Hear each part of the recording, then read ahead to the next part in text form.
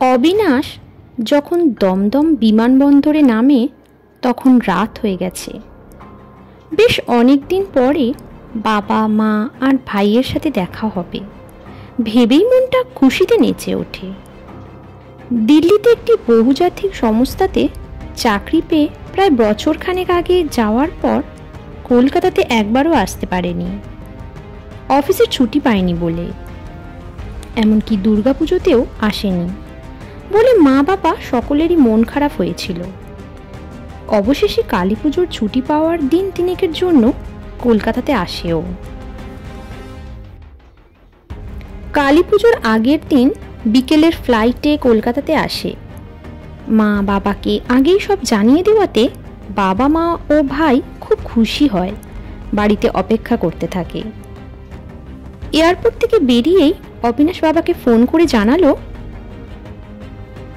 কোনো একটা ট্যাক্সিতে করে ঘন্টাখানেকের মধ্যেই বাড়িতে আসছে। এয়ারপোর্টের বাইরে বেরিয়ে অবিনাশ দেখে ট্যাক্সির লাইনে বেশ ভালো ভিড় হয়েছে। আসলে কালী পুজো তো, ভাই ফোটার সময়, তাই সবাই যে যার বাড়িতে ফিরছে, তাই এত ভিড়। এদিকে ওদিকে তাকাতেই ট্যাক্সির স্ট্যান্ড থেকে দূরে একটা ফাঁকা ট্যাক্সি দাঁড়িয়ে থাকতে দেখে অবিনাশ ভাবে হয়তো কোনো যাত্রীর জন্য অপেক্ষা করছে। কাছে এগিয়ে গিয়েও জিজ্ঞাসা করে, দাদা আপনার ট্যাক্সি কি বুক করা? পিছনের দিকে মুখ করে থাকা লোকটি অবিনাশের দিকে তাকাতেই অবিনাশ একবার আঁতকে ওঠে, কারণ লোকটির চোখের মনি দেখা যাচ্ছে না। লোকটির শরীরে মাংস বলতে কিছুই নেই, তার গায়ের জামা কাপড় অনেক পুরনো। লোকটি বিকট শব্দে বলে, অপেক্ষা করছি, কে আজকে আমার গাড়িতে উঠবে? অনেক সময় ধরেই দাঁড়িয়ে আছি, কিন্তু কেউ আমার পুরনো গাড়িতে উঠছে না। অবিনাশ একবার ভাবল লোকটির হাব ভাব সুবিধের নয়, গাড়িটাও তো মনে হচ্ছে অনেক পুরনো। তখনই গাড়ির লাইনে চোখ পড়তে দেখল ওই লাইনে দাঁড়িয়ে বাড়িতে ফিরতে অনেক রাত হবে। বাবা মা আর ভাইকে দেখার জন্য অপেক্ষা না করতে পেরে বাড়ির ঠিকানা জানিয়ে ওই গাড়িতেই উঠে পড়ল ও। ওর গাড়িতে যাবে শুনে লোকটি একটা বাঁকা হাসল, যেন অনেকটা অপেক্ষার পর কিছু একটা পেয়েছে। অবিনাশের দিকে তেমন নজর না দিয়ে গাড়িতে উঠে বসল। এক দু কথাতে অবিনাশ জানালো লোকটির নাম সীতেশ। সীতেশ হঠাৎ করে অবিনাশকে বলে বসল, জানেন তো আজ ভূত চতুর্দশীর রাত। অবিনাশ এমন কথাতে একটু অবাক হয়ে বলে, আরে ভূত চতুর্দশীর রাত কিনা তা আমার জন্য কি হবে? সীতেশ সামান্য হেসে বলল, আজকে রাতে ইহলোক এবং পরলোকের দরজা খুলে যায় এবং ওই দুনিয়ার আত্মারা এই পৃথিবীতে আসার সুযোগ পায় এবং তাদের কোনো আকাঙ্ক্ষা অপূর্ণ থাকলে তা পূরণ করার চেষ্টা করে। সীতেশের বলার ভঙ্গিমায় অবিনাশের বেশ অস্বস্তি লাগতে থাকে। নিজেকে একটু শক্ত করে সীতেশকে বলে, আরে ওইসব মানুষের মন গড়া কাহিনী, আজকের দিনে আত্মারা আসে, ধুর ওসব কিছুই না। সীতেশ কেবল একবার অবিনাশের দিকে তাকায়, আর কোনো কথা বলে না। আরও কিছুটা গাড়ি এগোতেই সীতেশ মেন রোড ছেড়ে ফাঁকা রাস্তায় গাড়ি চালাতে শুরু করে। অবিনাশ জিজ্ঞাসা করে, আরে ভাই মেন রোড ছেড়ে তুমি এটা কোন দিকে যাচ্ছ? সীতেশ বলে, চিন্তা করবেন না, শর্টকাটে নিয়ে যাচ্ছি। এই পথে তাড়াতাড়ি বাড়িতে পৌঁছে বাবা মা ছোট ভাইকে দেখতে পাবেন। এই কথা শুনে অবিনাশ বেশ অবাকই হয়। আরে ওর বাড়িতে কে কে আছে ও তো একবারও এই সীতেশকে বলেনি, তাহলে ও জানলো কি করে? পরে নিজেই নিজেকে বোঝালো, হয়তো কথা বলতে বলতে বাড়ির কথা বলে ফেলেছে। এখন ওর মনে নেই।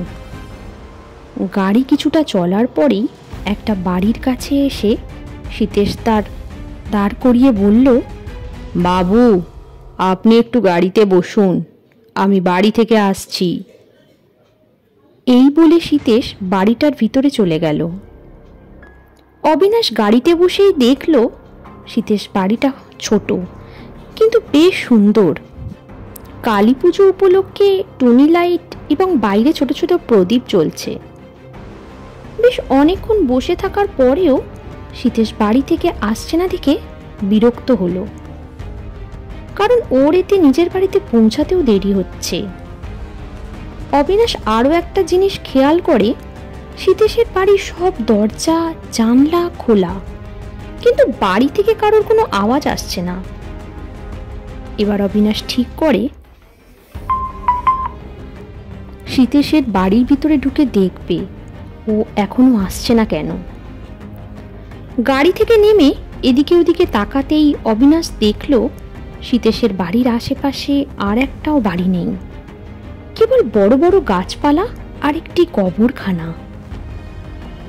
অবিনাশ সীতেশের নাম ধরে ডাকতে ডাকতে বাড়িটার ভিতরে গিয়ে ঢুকল। বাড়িতে ঢুকতেই অবিনাশ ধাঁধাতে পড়ে গেল। বাইরে থেকে যে বাড়িটা লাইট প্রদীপ দিয়ে এত সুন্দর করে সাজানো, আর সেই বাড়িটার ভিতরে এ কি অবস্থা!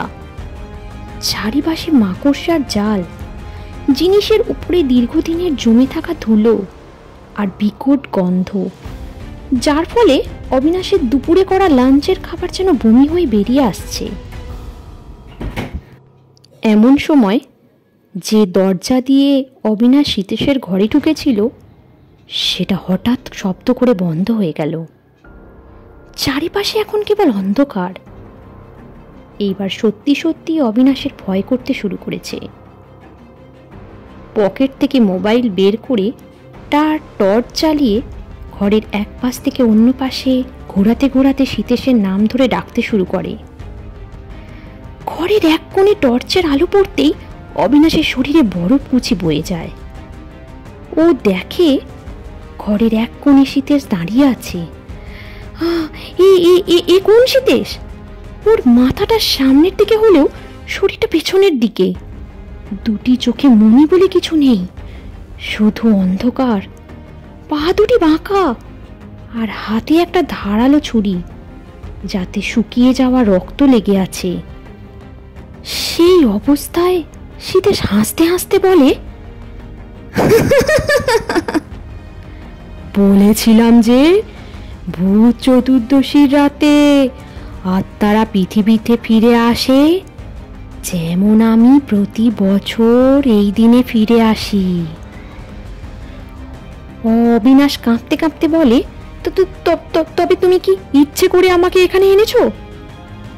সীতেশ জানায়, প্রতি বছর ভূত চতুর্দশীর রাতে আমি একজন জীবিত মানুষের রক্ত পান করি, আর 5 জন জীবিত মানুষের রক্ত পান করলে আমি শয়তানের আশীর্বাদ পাবো আর অমরত্ব পেয়ে যাব। মরার আগেও আমি এই কাজ করে গেছি। তখন রক্তহীন মৃতদেহ মাটিতে পুঁতে দিতাম। কয়েক বছর আগে গাড়ি অ্যাক্সিডেন্টে মরার পরেও প্রতি বছর এই ভূত চতুর্দশীর রাতে পৃথিবীতে ফিরে আসি, আর তোর মতোই কাউকে আমার এই বাড়িতে নিয়ে এসে তার গলা কেটে রক্ত পান করি। অবিনাশের এখন মাথা ঘুরছে।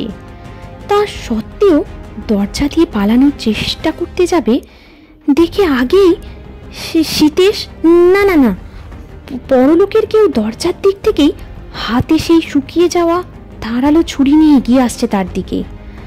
আর তারপরেই সব শেষ। সারা রাত বাড়িতে না ফেরায় অবিনাশের বাবা মা পুলিশকে খবর দেয়। ওর মোবাইলের লাস্ট লোকেশন ট্রেস করে পুরনো ভাঙা সীতেশের বাড়িতে উপস্থিত হয়ে অবিনাশের গলা কাটা রক্তহীন ছিবড়ে হয়ে যাওয়া দেহ খুঁজে পায়। পুলিশ মাথা নিচু করে জানালো, বিগত কয়েক বছর এই সময় এই বাড়িতে একজনের রক্তহীন দেহ খুঁজে পাওয়া যায়। এই বাড়িটা সীতেশ নামে এক ড্রাইভারের ছিল, যে কয়েক বছর আগে গাড়ি অ্যাক্সিডেন্টে মারা গেছে, আর তবে থেকেই এই বাড়িটা ফাঁকা পড়ে আছে। কিন্তু কিভাবে এখানে এই সময়টাতেই মৃতদেহ আসে কেউ বুঝতে পারে না।